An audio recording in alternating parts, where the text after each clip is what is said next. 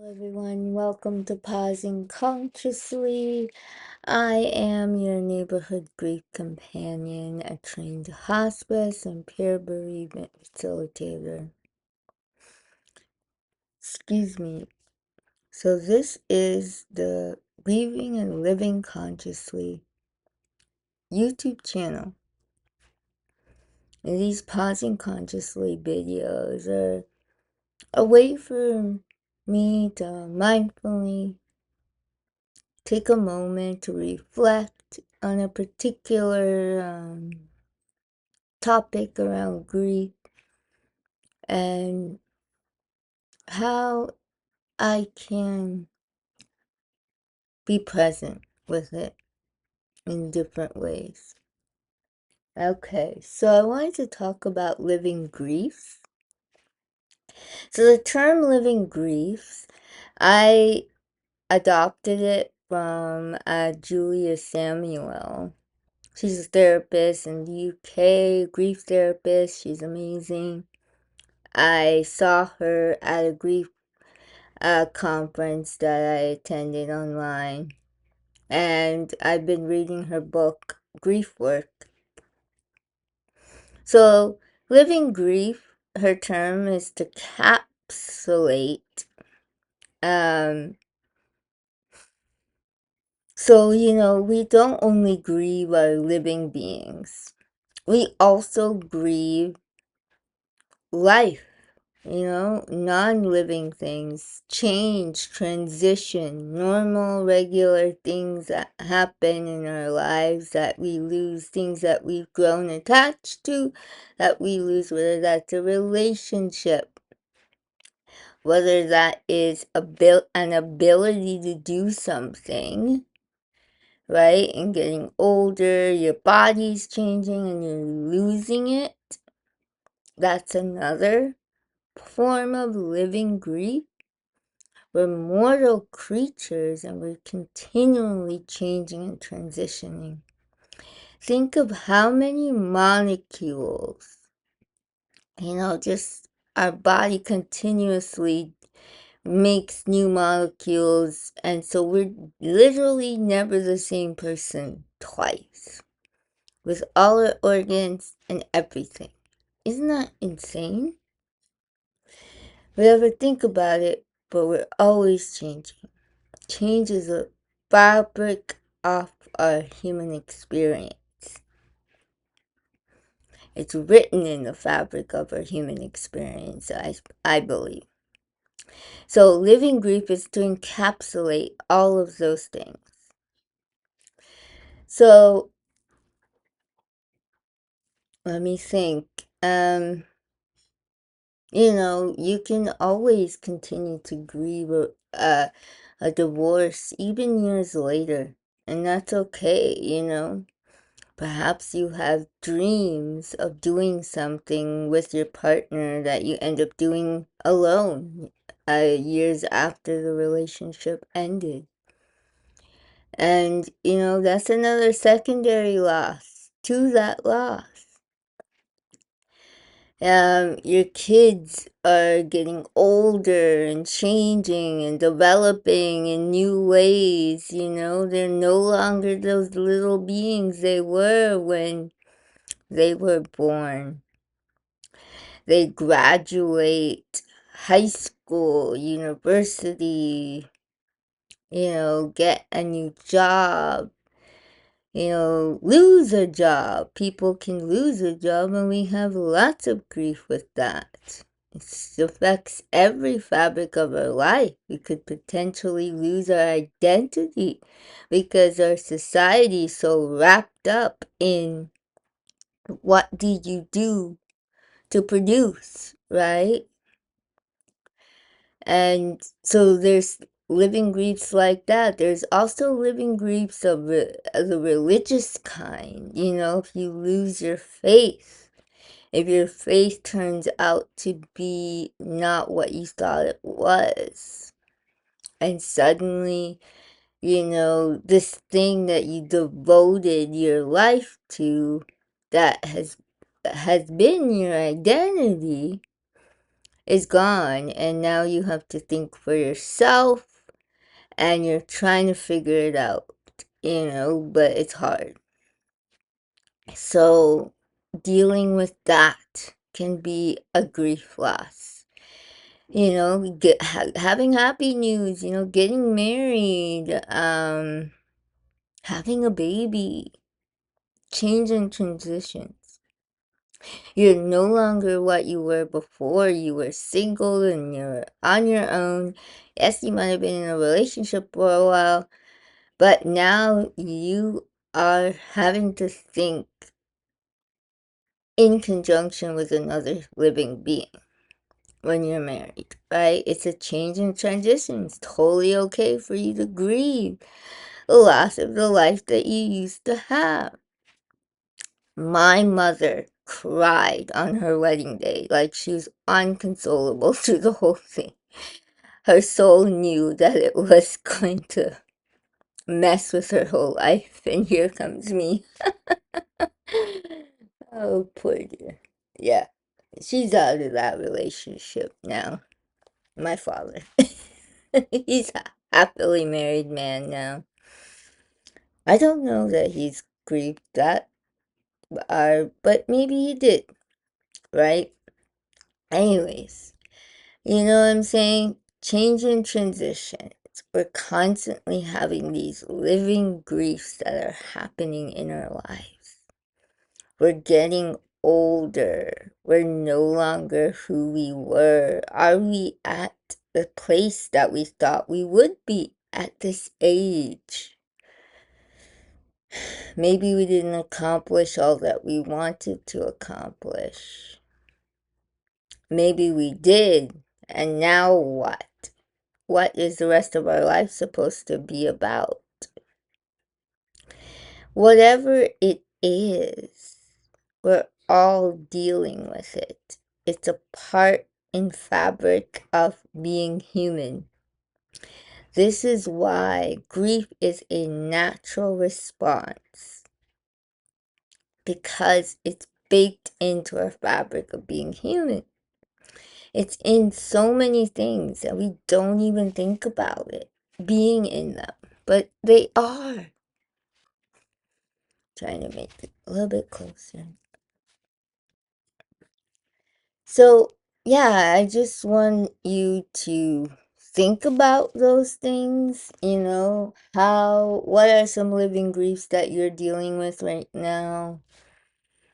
What are some changes and transitions that are giving you both feelings, feelings of joy and also feelings of not so sure, uncertainty, anxiety. That's okay. When I graduated high school and I got into university and I got my acceptance letters, I called my chosen big sister and I cried on the phone, terrified. What in the world were they thinking? They want me? I'm not that smart. I can't do this. These are the things that I told her at the time. I did end up graduating, and she was able to see me graduate before she died.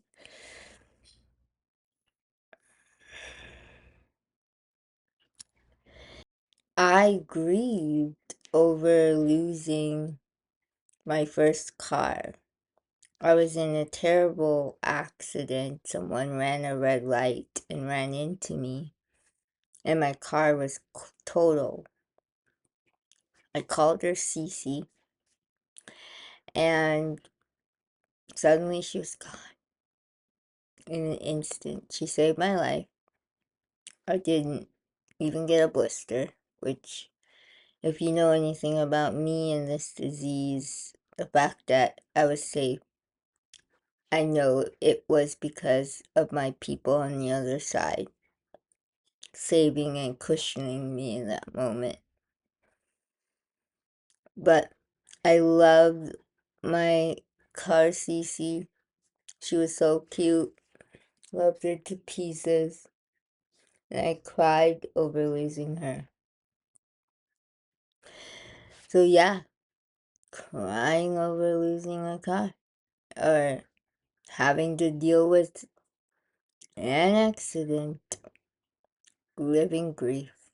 You can grieve about anything that you're attached to, is the point to the story, right? Okay. So for me right now, I'm dealing with some health stuff. And I'm trying to think, okay, what does this mean? What does it look like for my future? What are my abilities going to be? What might I lose? How am I going to cope? How am I going to deal with it on an ongoing basis? Being able to live my life the way I want to live my life, you know? Because I like to be independent, and I hate depending on others any more than I already have to deal with them being in my life, helping me. And I definitely do not want any more. So I'm just dealing with some fear, some anxiety, some nervousness, you know, dealing with the medical system and systematic failures that failed me in this situation. Yes, it failed me, but it also gave me a rise up in fierce self-compassion, because I felt like, okay, if this happened to me and I am neutral about the dying thing,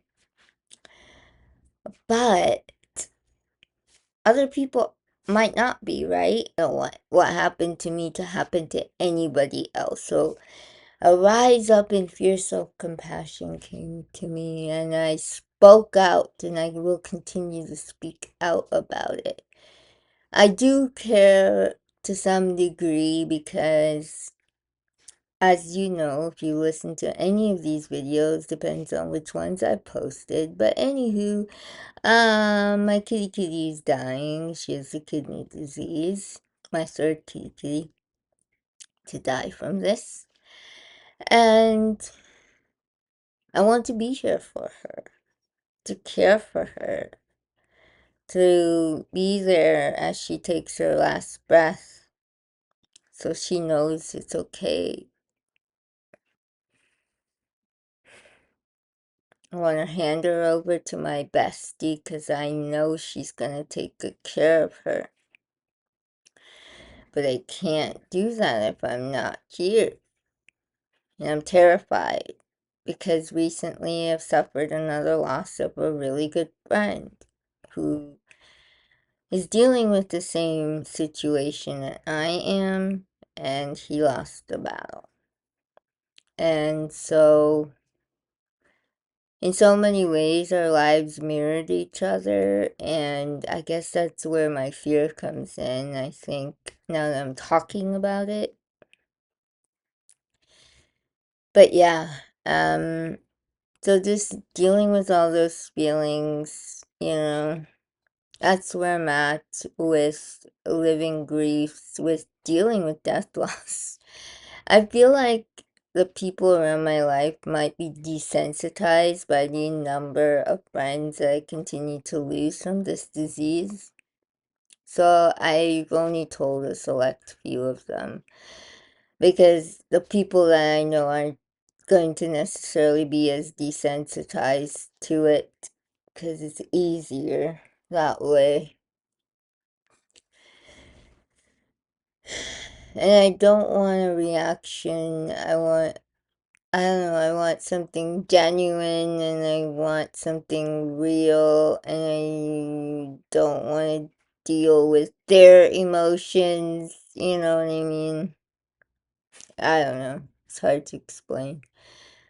But, so I only tell certain people so far, but I'll probably eventually tell all the people in my life, but I just don't know if they all will care in the same way, or it will have the impact that it has on my heart. You know what I mean? Like it will be really reflected in how they receive the information. So that's my fear on why I haven't said anything to some of my good friends. But anywho, that's me. I want you to tell me what's going on in your world. What are some of your living griefs that you're dealing with, and how are you coping with it? And how might you use your self-compassion to help navigate your situation? This week, Kristin and Neff released a video about the balance between fierce self-compassion and tender self-compassion, how we need both to be that yin and yang, that's how she pronounces it, to have a healthy way of being with things, essentially, is what she's saying. So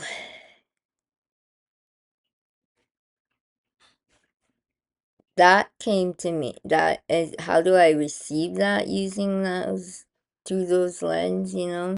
How can I be mindfully tender with myself in this moment, knowing that I'm experiencing a lot? I have been trying to be, and noticing all my different reactions and just holding it and saying, okay, this is a grief response. The brain fog, the wanting to just lay on the floor and not do anything. But then my wanting response kicks in and I do stuff that I don't want to do. When I just want to lay on the floor, people, to lay on the floor and potentially weep if I want to. That's the limit to what I want to do. But I feel like it's not socially acceptable, so I don't do it. Is there anything that you feel like is not socially acceptable that you don't do it, that you might need to help you process these living griefs that you're dealing with? And any death-related losses, too. So, how can we hold this experience of living with tenderness and fierceness? That's my thought to you. Will put a link to Kristin Neff's video about this, and you tell me how you can apply it. And she also has a meditation that you can do, a balance between yin and yang, where she uses breathing in for fierce self-compassion and breathing out and releasing and relaxing your body in tender self-compassion. So how can you do that for yourselves? You know, what works for you? How can you use mindfulness to bring awareness to how you're feeling and hold it with kindness and compassion instead of judging it like I might do at times, but knowing it's a natural human response to loving and losing, to living, to being human. It's okay that you're not okay sometimes. And it's okay to have joyful feelings, excitement, and also fear and anxiety. You want to throw up at the same time about something that you're excited about, and you change or transition. All these things can be true at the same time, and it doesn't negate them. So, yeah, those are my thoughts on living grief, dealing with them in my experience, and throw the ball over to you. And if I think of a practice, I will post it along with this video. I didn't light my candle today because I'm not with my candle. But know that let's take a moment, let's end this all with all the living griefs that we're dealing with, all the changes and transition to living life these days, loss of safety, worry and fear because of things that are happening in the world that didn't used to happen, knowing that that's grief too, and that we're all holding it together alongside all our death-related losses, alongside our own personal losses. Know we're all in this together. You are not alone.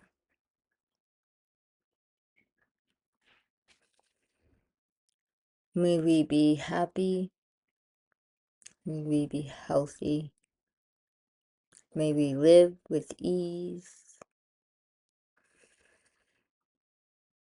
No matter what we are given.